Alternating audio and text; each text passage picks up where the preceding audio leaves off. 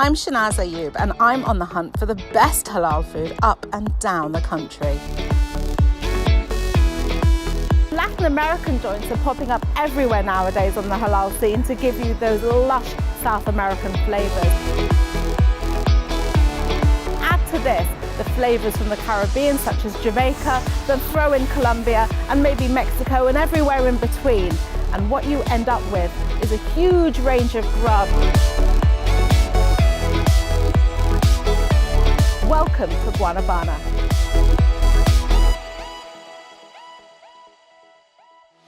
So here we are in Guanabana in sunny Camden, where I'm joined by chef, proprietor and friend Omar Shah. Hello. He's going to be demonstrating some dishes for me in this fabulous establishment. I'm very impressed. So Omar, what are we starting off with? All right, today we're going to do a hangover plate, it's called. All right? Hangover plate? A hangover plate, a very popular brunch item we have. It consists of a whole bunch of ingredients. Chorizo, sausage, beef bacon, cuddly toy. Yeah, you gotta put an egg on top. All right, Egg it's a on brunch, top. always have the egg on top. It comes from it's basically a dirty rice dish.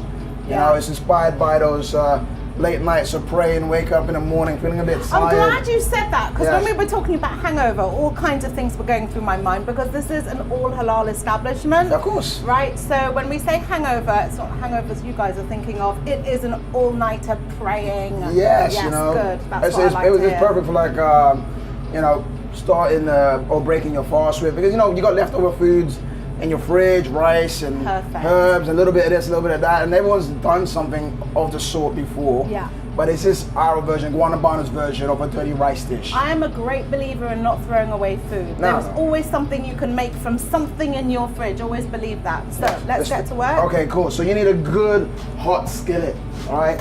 Something thick base like this. All right, I'm gonna put a bit of oil inside, just get it started. And that's normal vegetable oil? It's basically like a ghee. Okay. All right, Clarified butter. Yeah, clarified butter. We start with a bit of white onions. We got some beef bacon from Harwood Farm. This is just specially brined for us and salted and It's cured. actually ready cooked already? No, it's cured beef bacon. So it's like Would you call rashers that? of beef strips, and it has like a little curing process how you make bacon. Always a sausage in there, again from Harwood Farms. That's your beef sausage? Yes, a beef sausage. Has it got any spices in that sausage? We have a few jerk spices in there, but it's a mild sausage. So we got that, we got a bacon, we got the sausages, and a chorizo. A chorizo is shukut in Turkish. Basically it's the same thing. It's a cured sausage with paprika and spices.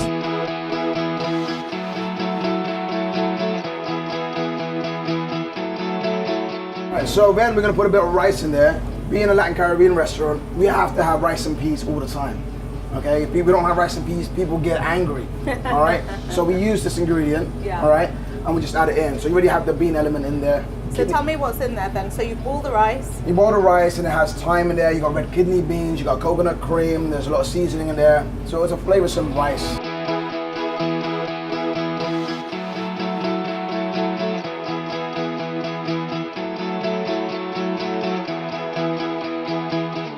There's two other like sauce elements to this dish as well.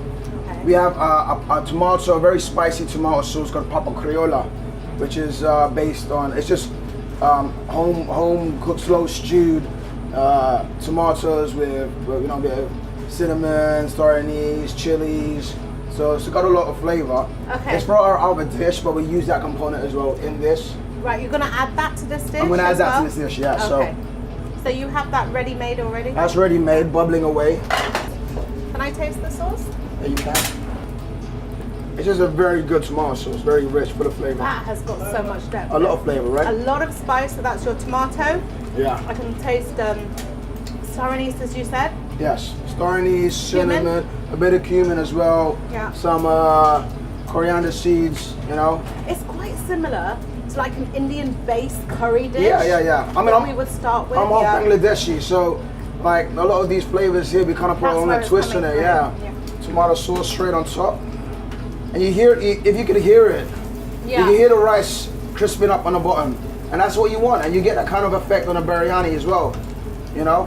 Oh, you know, that is my favourite part of That's any what I rice mean, yeah. dish. The scraping of the rice that's caramelized with the oil at the bottom and made it really crispy. That has to be the best bit. All right, and then we have our homemade jerk gravy. We serve this with our jerk chicken. We serve this with chips. We serve this on everything. We make a jerk marinade. Let that cure. It's the roasting juices from our chicken, from our beef. We add it all together. So that's your stock?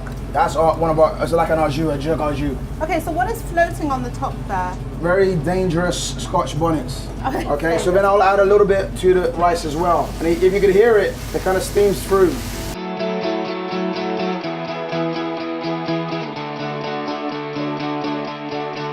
Okay, so Omar, that's been on for probably about a couple of minutes now. We ready to plate up then? We're ready to plate up.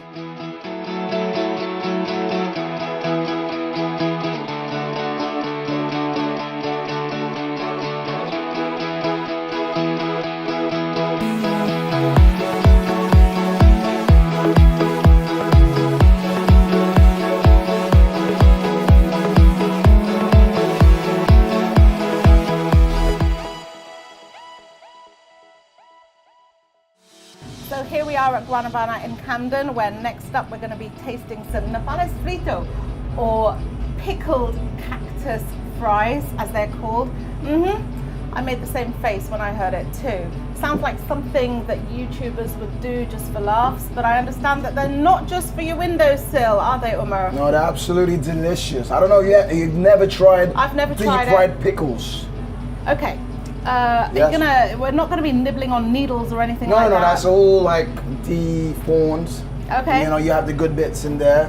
Texture will probably like relate to aloe vera, you know, the aloe vera leaf, but Okay. without the thorns, all right? Okay, just in case anyone's thinking, don't go to your windowsill, start getting your cactus and frying it, okay? This is not for any cactus.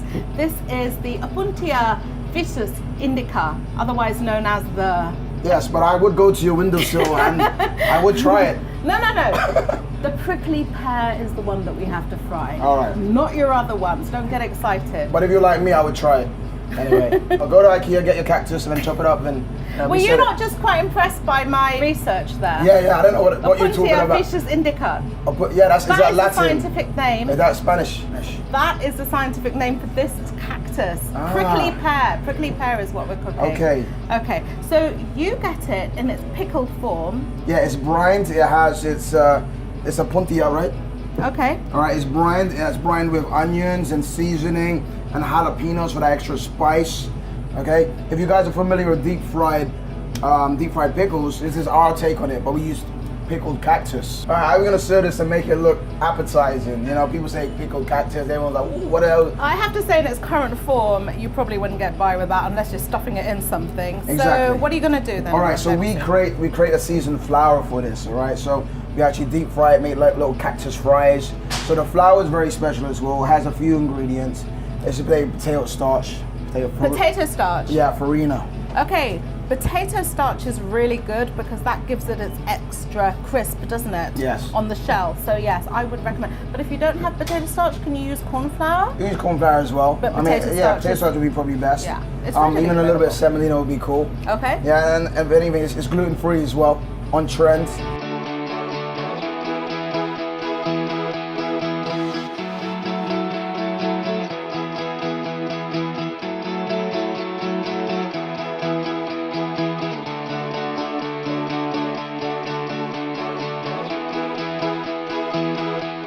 Here we have our secret spices, which we formulated over the last few years. And I think we've nailed it. I cannot tell you, otherwise. You'll have to kill me. I've been here before. You've been there before, yes. right? And they've told you? No. No, but there you go, you're still alive. Right? And a pinch, Obviously. a heavy pinch of the secret spice. Can I taste that secret spice? All right. Can I maybe identify what might be in it? Let's see. Are you going to say yes if I'm right? Yeah, I will. Let's do Okay. it. Okay. Okay, so it's like quite sumaki actually, isn't it? It's a sort of like Turkishy rub that you put on the thing. So it's Paprika, like, definitely. it's got a very sharp taste to it. This would taste lovely on meat. Full of Just umami, grilled. right? Really Yeah, very good. delicious. All right, we'll mix it up and make sure that's all blended.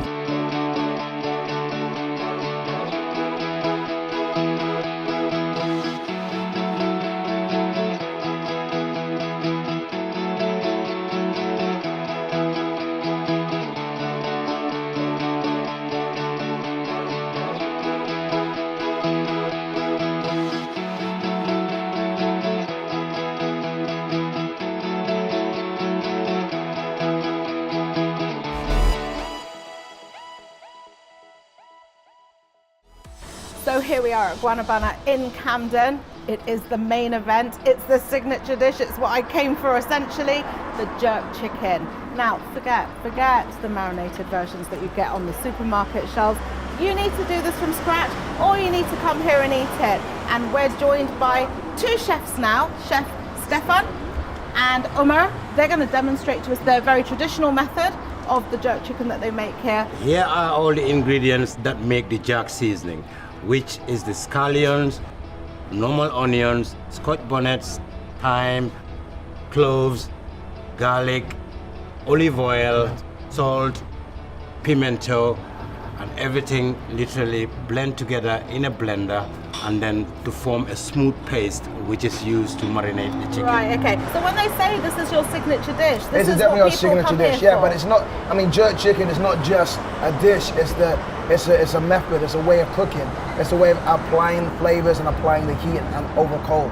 You know, so jerked is a way. It's a way of doing it. But why are there so many different versions of this? Okay, so I've seen so many different versions. People adding soy sauce, people adding Worcestershire sauce, nutmeg and sugarcane vinegar. Yeah. All kinds of things, parsley, coriander. It's an identity. Yeah. You know, the same way you'll have a curry and it's your way of making it. No curry is going to be the same. You know, your mom's curry and then someone's going to buy from next, you know, buy from a restaurant or get next door from your friends. Everyone's going to have their own secret recipe here. You know, like, Chef, where are you from again? Gambia. Gambia, right? They have their own style of doing jerk. Twist. Yes. Do you know what? Today's. My domestic assistant of 20 years, who's a member of our family, almost seems like, is from Jamaica. She has her own take. She claims to make the best jerk Everyone chicken does. in the world. Everyone Everyone does. does. But it's the best And is I've here. tasted her. The best so is here. Yes, let's see. All right, you see here, this is the finished product. Has been aged for at least 2 days, at least, guys. The more it kind of like leaves it to age, the more the flavors start to marry and come together. There's a little fermentation, and you get this product here. A lovely slurry of fresh scallions, onions, toasted spices, and Scotch bonnet. This, guys, is the magic secret ingredient to our jerk chicken. Check it out. Can I have a taste of it? Yeah, have it. That is delicious. It just fills your mouth, right? Yeah. Yes, yeah. That already, I mean, you don't need to put this on chicken. I could quite happily just have this on its own. It's really delicious. Okay, so now we're at the next stage of this signature dish and we're going to be marinating this chicken. So, Chef Stefan, we have the marinade ready. You're just going to apply it to the chicken. Mate.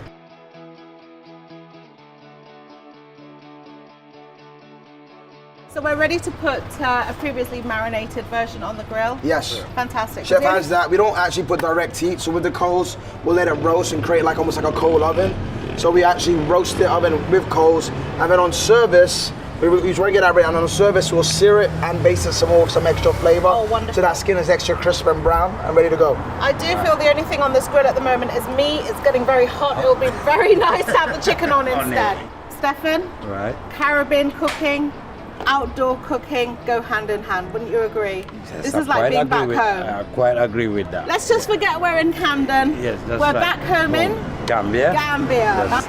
You put it on a low cold Right. that is not very, very hot, and then for the smoke to go and do the cooking by itself. Okay. So it's a slow process which might take about an hour or so, But it's gonna be but the right. out product of it is quite tasty and juicy, as everything, all the flavors are left inside. Okay, what is it about the drum that makes it different from an ordinary barbecue? So you have those barbecues that have the covers on. Yes, the drum basically is to let the smoke circulate inside the chicken so that, you know, nothing escapes. So literally all the seasoning are all, you know, circulating inside, and all the juices are stay within the Right. chicken as well. Yeah, you know, the drums, you know, the more kind of worn and used they are, it kind of is like having a seasoned pan almost, so it adds to that, you know? I know. My food never tastes the same when I buy a new pan. No. I've had my No, pans the old for ones are an always the best. embarrassing number of Definitely, years. yep, yep. Excellent. Okay. So now it's I'm about gonna put low few of and it. slow here. Yeah, lowest heat. I was going to say, we're not hearing that sizzle because it's not directly over Yeah. the coal Not at yet, this not point. yet. It's when you put the drum When down. you close it, that smoke will just bounce off, and that smoke will just... You see, Chef, he throws a bit of that marinade onto the coal. Yeah. Okay. Watch the lashes. Okay, and then you can control your heat. Yeah. Do the job Let here. the steam out or close the steam up. Excellent. And then the slow cooking process will be happening.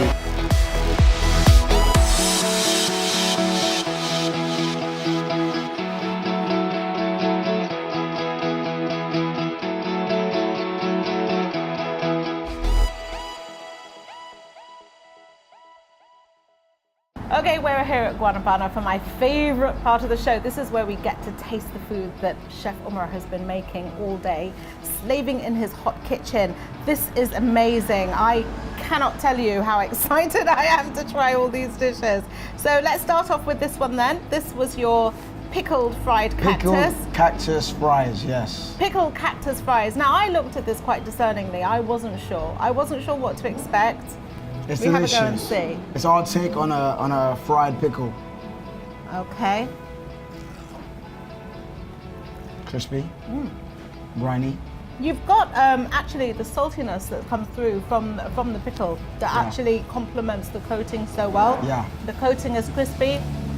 It reminds me so much of jalapenos. Yeah. Yeah, very, very similar. It's like a Similar. cross between jalapeno and gherkin, just eating that. The texture is very similar to okra in the Same middle. flavor profile almost. Really, really good. Texturally, I think more relatable to maybe an okra. And I love the taste of the sour cream with it. Yeah. Even on its own, it tastes great. Why aren't we using this more in our cooking? You don't see this more often. Can you get hold of this? Yeah, very easily. Where? From Guanabana. Okay, so if we're going to our supermarkets and we want to make it at home, Ask them. Write Okay. an email. Demand this in your shops. What is it called again in Latin? Napolia frito. Ah, And the scientific name, is Apuntia fishes indica, with sour cream. with sour cream. Yeah. Excellent. Right, next one, Hangover plate. the hangover. We decided that this was after an all-night praying. All night. Yeah. Okay, Time with the family. Yeah, want to pop the egg? this is going Yeah, to be look at the that yolk. test.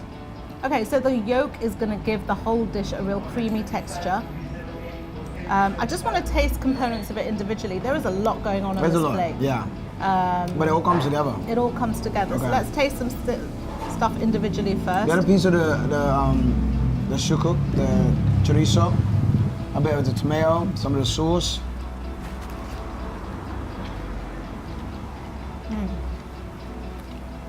That chorizo is good. And that the queso fresco kind of lifts it, right? Did you get any of that? The queso, the fresh cheese is to die for. I mean, I could have had that whole bowl just on its own. Yeah. It's really mild and it's really creamy. So there's some beef bacon there. Is that cured beef bacon? That's good. Yeah. It's a light cure. That has got Yeah. really It's not nice overly depth of salty. taste. It's a little sweet as well. They have a little bit of sweetness in the cure. And then the sausage is caramelized really well Yeah. because this was sitting against the skillet at the side. So the sauce goes really well with it as well. The spicy sauce complements the rice, which isn't spicy, but No. it's got a good taste to it. Yeah. Tell me what you did with the rice again while I'm eating. Well, it's like a basmati rice. It's cooked with coconut cream, kidney beans, thyme. We drop a couple Scotch bonnets when it's boiling over, so that fruity, peppery flavor comes through. Before it pops, kind of pull it out. We just want the essence of Scotch bonnet there, and it's a bit of seasoning. It's a nice light dish. We sell that as a side separately, but it's like it will complement any strong flavor you have. The signature dish, the main event. Jerk chicken. This is it. A lot of love goes into this. I saw. A lot of process. I was very impressed. A lot of time. A lot of hours. Different levels. There is something to be said for making this from fresh. I could see the passion that went into this. Yeah. It is really, it's from the heart, isn't it? It is definitely from the heart. When we came up with the marinade, it didn't work out the first time. We had several versions over and over and over. A lot of waste, unfortunately. I mean, but we just tried our best to maintain an authentic but a unique flavor to Guanabana.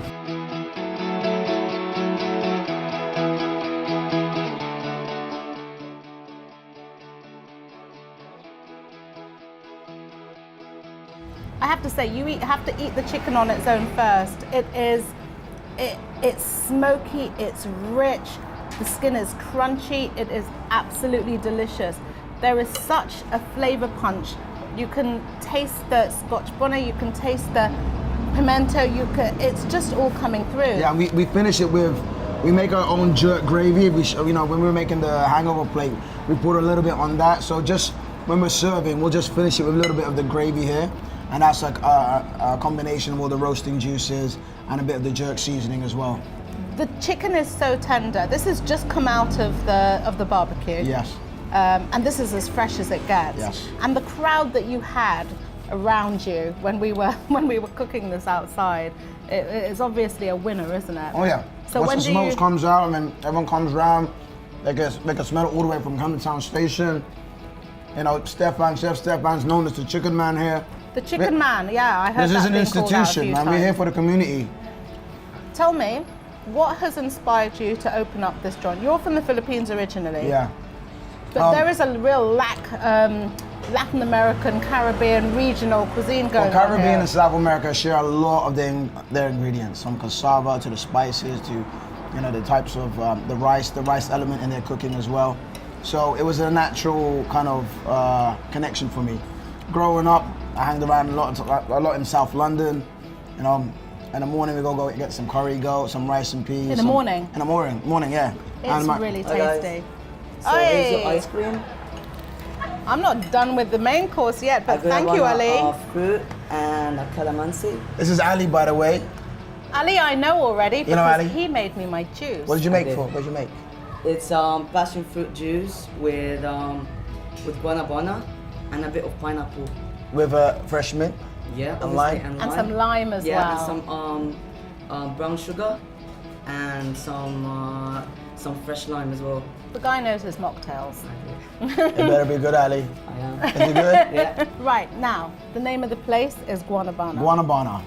Now, Guanabana, soursop juice, this is something that is traditionally a beverage in the Caribbean. It's a beverage. It's a fruit. Guanabana is a fruit. That's right. But they make it into the a beverage. soursop Even in juice. South America, though, you'll find it on the street. Fresh fruit, ice, condensed milk. They'll blend it together, and you get a nice, sweet, thick, rich, fruity Guanabana drink. Nutmeg and vanilla as well. Nutmeg and vanilla as well. Yes. Yeah. But I put that in a soursop in Jamaica. Yes. That's right. So Yeah. it's actually quite a heavy drink, isn't it? It 'Cause is you've a got your heavy drink, but it condensed makes an milk in. amazing ice cream. It's like naturally creamy. For vegans, they'll love it. There's no milk substitute. You don't need a milk substitute there for that creamy flavor profile. It's just naturally creamy on it alone. Great. Tell me And what you you've gotta got try there, it. then. And in English, it's Guanabana. And Philippines, they call it Guyabano. And South America, they're always correcting me. Like, Omar, it's not Guanabana, it's Guanabana. They're always telling me that. Anyway, you try it. Let me know what you think. This is calamansi. It's a small cherry-sized citrus fruit. I think it's very tart, very sharp. I'm addicted to it. I think together, Acquired taste? acquired taste, but together they go very, very well. Okay. Well, after having that incredibly delicious, funky chicken, I mean, Yes. it really doesn't get better than that. This is going to be very, very light and refreshing. Right, let's have a taste of this. And this is something you serve here as well? Yes.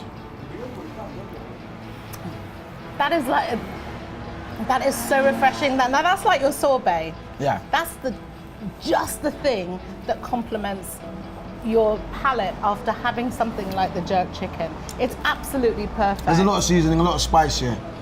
So at the end of it, I mean, it could linger. I like it lingering because it reminds me of what I just say and a good flavor profile. I don't want it to go. But to finish off, this is perfect. That is packed Very with, clean, yes. Yeah. I mean, all these dishes that you've given me today, packed with flavor and adventure. There is a carnival going on this table. Well done. You know what? I have really enjoyed this. I'm going to end by having Ali's juice. He made it with so much love. I can't not have it. Very refreshing. Good. So this is your Guanabana juice with several other things. that he Guanabana said he made. mojito, Yeah. Fantastic. Very fresh, yeah.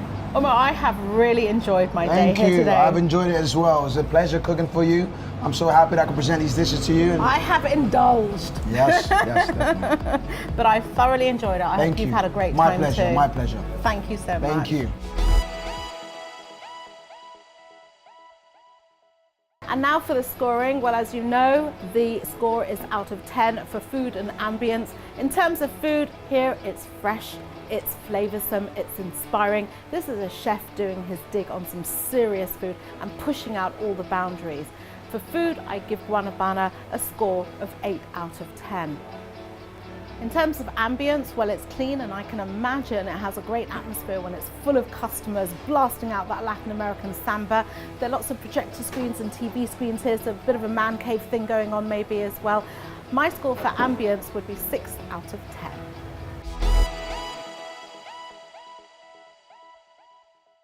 That's it for now, until next time on Icy, where we're looking for the best places to eat in the UK, only on For the Love of Food 2.